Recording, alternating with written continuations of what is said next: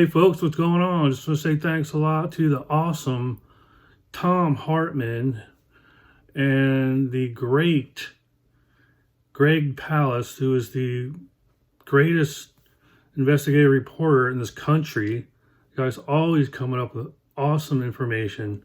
And this is about the Jim Crow voting system we have in this country, which purged over 3 million votes from the last election.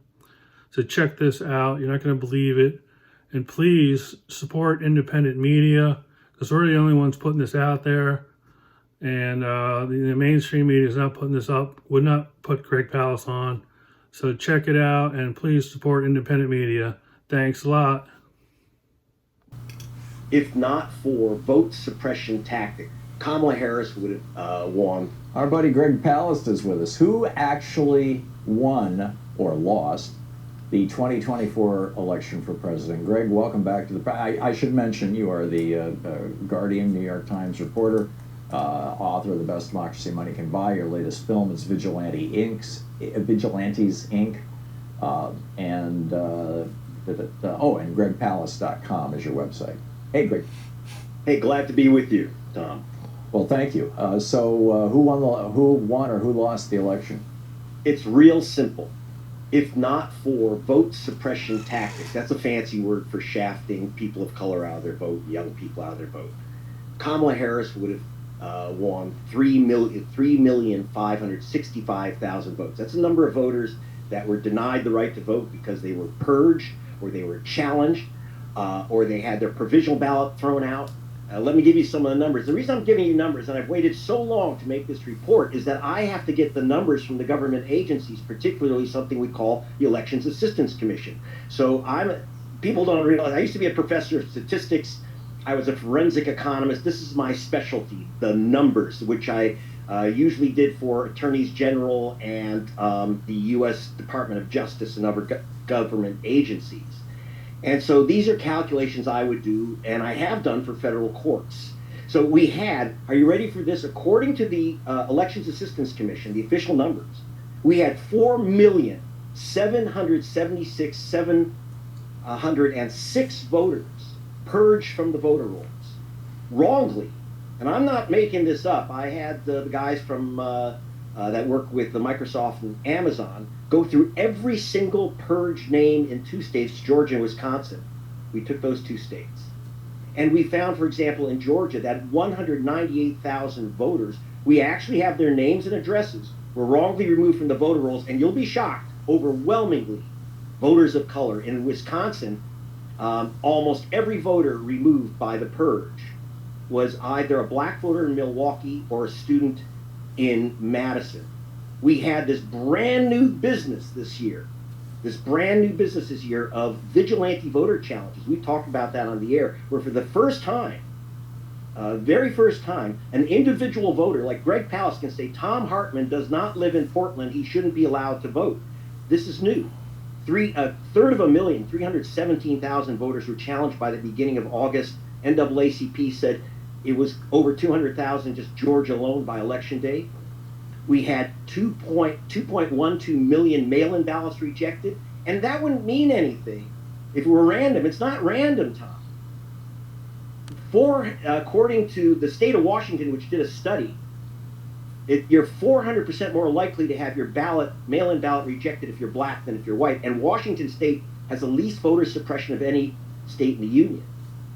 And according to the U.S. Civil Rights Commission, which did a study, they found that the chance of your ballot being rejected, mail-in or in precinct, is 900% higher if you're black than if you're white.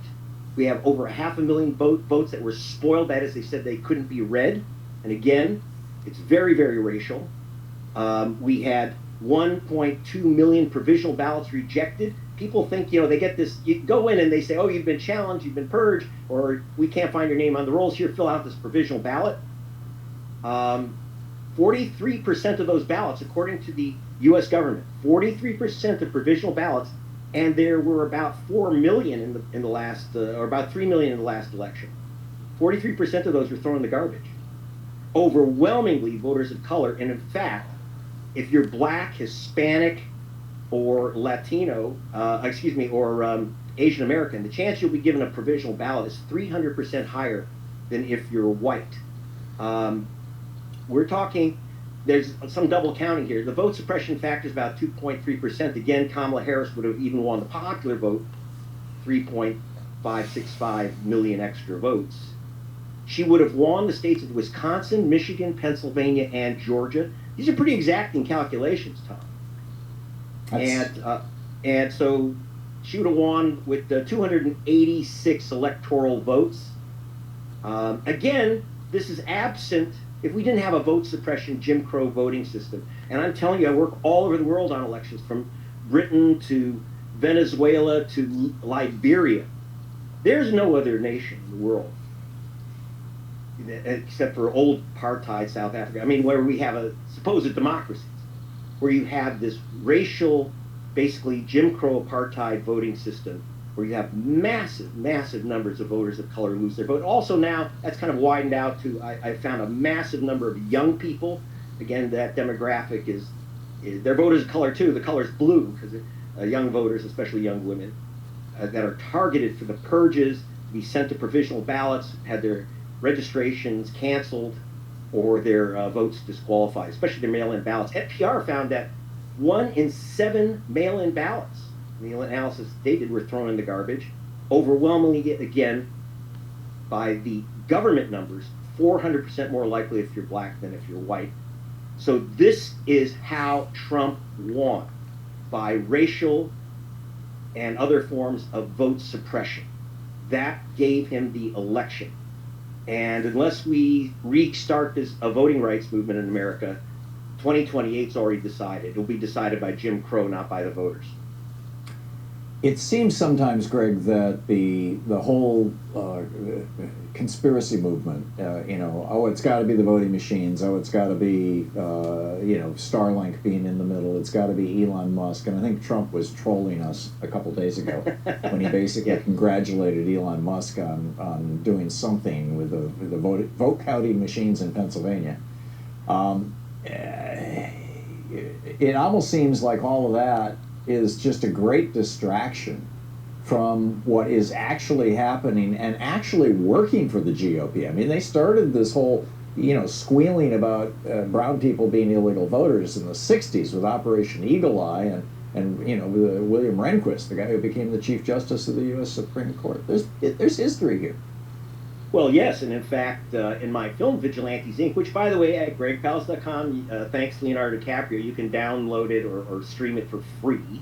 But we go back, we show you a clip from the 1920 film over 100 years ago, the film Birth of a Nation, where they show a white actor in blackface putting 2 ballots into a ballot box. So the accusation that black voters vote multiple times to steal elections is an old trope, but this time it came back 100 years later with the Trump group, True the Vote.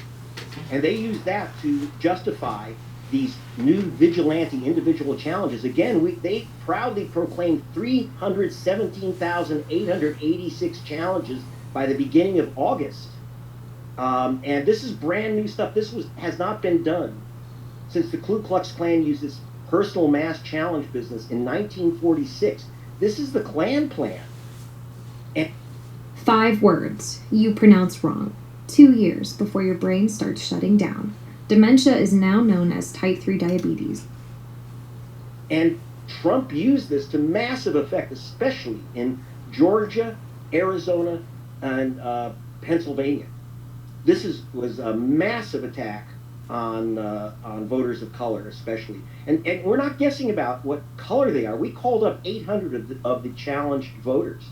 Almost all of them were black, and and a smattering of some young white people registered as Democrats. Obviously, they know your registration, they know who you are, and they know your zip code. So this is how it's been working for. Again, they brought in a 1946 Klan plan, so there is a long history here. But we have now, and that was justified supposedly by black people from you saw in the film. From True the Vote, 2,000 Mules, where they said black men, whom they called mules, were stuffed. They showed them stuffing ballot boxes, And of course, they've been sued to a fare thee well because everyone that they showed on camera was a legal voter. They were just guilty of voting while black. Yeah, and True to Vote ultimately had to apologize, didn't they, to avoid a lawsuit? No, just the only people that Sinclair, which was their distributor, apologized and withdrew the film. But 10 million people have seen it. Right. They've made millions of dollars off this thing. But the worst thing is it resulted in a massive reduction in drop boxes and early voting, which is the main way that people, black people, especially in the South, vote. The vast majority of African Americans vote early or by mail. The majority of Democrats vote by mail. 51% more likely to send in your ballot by mail if you're a Democrat, which means 1 in 8 of your votes are going to be thrown in the garbage, just so you know, because it's very easy to come up with an excuse to disqualify a ballot. And if you go to gregpalast.com, or even better, go to Thom Hartmann and read my article, you will meet people that I have met who, tell me their stories. So these are not just numbers. These are people that, so for example, Major Gamaliel Turner, career military officer, 70 years old. He was not sent his mail-in ballot because he was challenged by a Republican Party official who said he didn't live in California. Well, he was assigned by the President of the United States as a military man to a base in California.